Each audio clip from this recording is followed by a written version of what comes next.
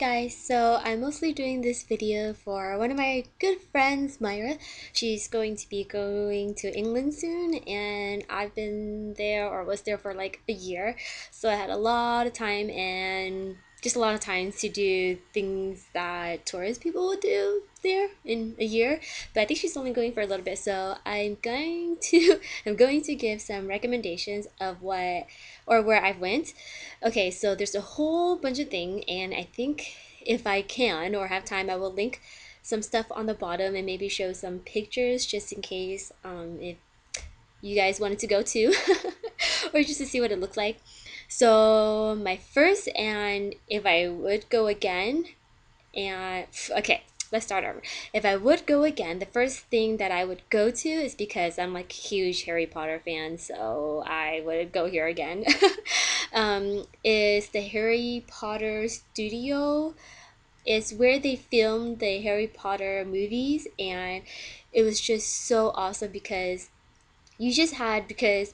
I know Emma Watson and Harry Potter, which Daniel Radcliffe and Ron, which I can't remember his name, always say that they are just the front runner for the movie, and I never really. It's like, come on, you guys are in the movie. You're okay. I'm going on a tangent, but anyways, I just grew a big appreciation for all the cast and crew behind the scenes, and my friends have worked on movie before, just making the stuff, but just going there, you just see so much more about the set, and you just learn a lot of stuff about Harry Potter behind the scenes, and I really like that. It's really different than I think maybe what's that called? Something in Florida, the Harry Potter world.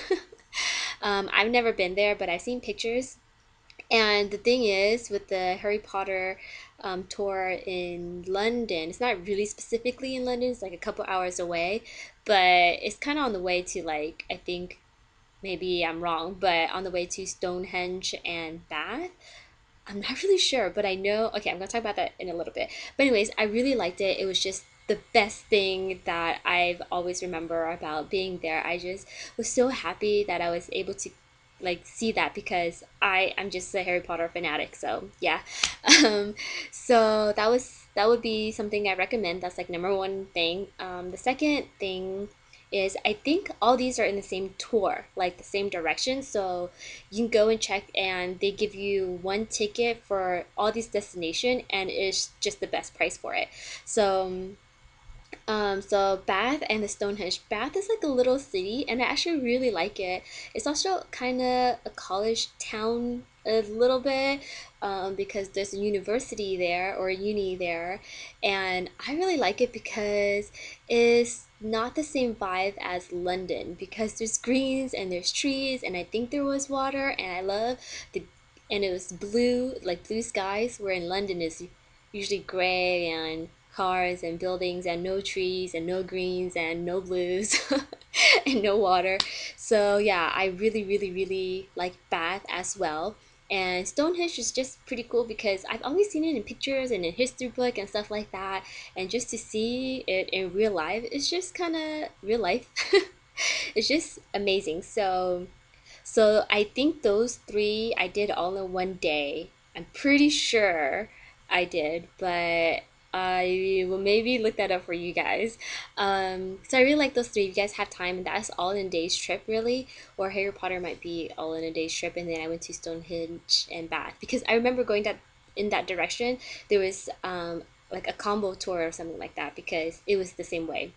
So, anyways, the second thing, wait, that's third already, three. So, the fourth thing, I found this place out a little bit later because it's not like I bought a book to tour in London or just like those tour books thing, I don't know what it's called.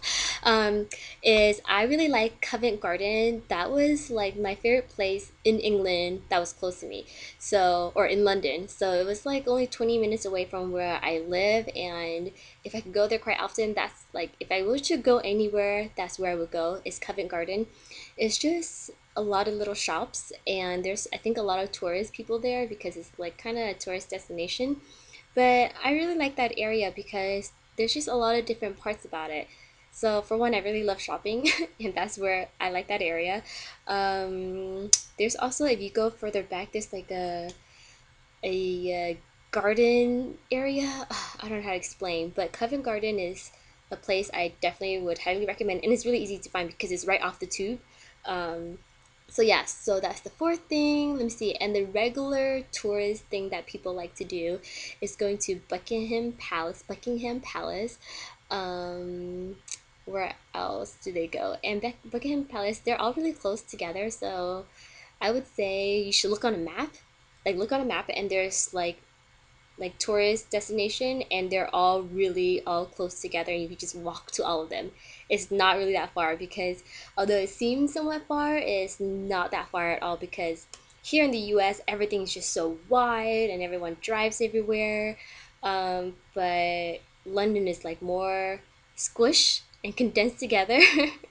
So the map looked like it's a lot, but like when you cross the street, it's really just one of our roads. So I mean, I would walk to save money, and it's just nice walking around anyways than being like stuck in the tube. I will only take the tube if you're going really far, like to Bath or Harry Potter or something like that. So Buckingham Palace is something I would go. Oh, there's a park, Hyde Park. If you have time and want to visit a park, Hyde Park is a really, really, really big park, and it's really nice. I mean, if you just want to sit and relax and stuff and not really do tourist stuff, Hyde Park is a pretty cool place to go. Um, where else? Oh, okay. So there's also Tower Bridge and Borough Market, which is right next to each other. Tower Bridge. Okay. Tower Bridge, I think, kind of derived from the song London Bridge, or so I think I heard or remember. So Tower Bridge is on the map. Like if you have a map is really good. You should get a map.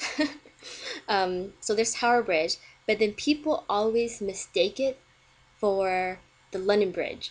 So the reason why people mistake it is because I think it's a bridge in London and people call it the London Bridge because it's a bridge in London that you want to see. But there's actually a bridge called London Bridge, and that's not the right bridge. It's Tower Bridge. And I'll show a picture if I can. And that's a really nice bridge. It's a nice area, and around there, which is kind of close but not really close, is the Borough Market, which reminds me of another thing.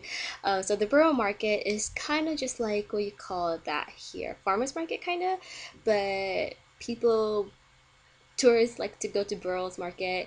I don't know, it's just a market in any European country. They generally have markets. So if you want to make it over there since you're there already anyways, which is also next to the Shakespeare Globe. So if you can, I think is something really cool. I didn't get to go because they were having like this international thing where every day was like a different language, and technically that would have been nice. But I think as a student, I didn't have a lot of money. I just saw the globe outside. I didn't get to experience inside. And I think there was a movie about Shakespeare where they filmed at that globe, but I'm not really sure.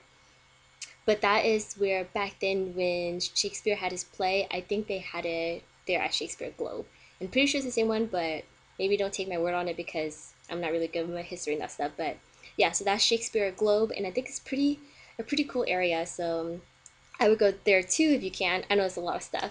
And then what else is there? There's the Hampton Palace, the Imperial War Museum, which is okay. I wouldn't go there because it's just like a museum. Oh, okay. Here's the thing: all the museums in England is free compared to like Germany or something like that. You have to pay. But I was told that all the museums in London was free, and it was. Technically, you just have to donate some pounds, I guess, if you wanted to, or like if you really liked it. One of the museums that I actually really, really like, there's two big museum in London, and one of it I really like.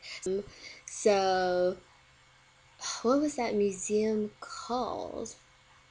I can't remember, but if I do remember, I'll just put it right here, like with a little bubble or something, because I can't remember what it was, but I really did like that museum because it kind of showed all the different kind of culture, and I don't know, it was just really awesome.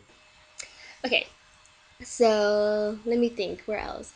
And I guess you're shopping too, so depending on like what kind of mood you're in to go to do or how many days you have, those are the things that I would highly recommend. Like if you really like Harry Potter, I'd go there. um, and Stonehenge is really nice if you want to see that. And let me see, if I had to pick one more stuff, Tower Bridge is really iconic, so I would definitely go there too. And then there's Covent Garden.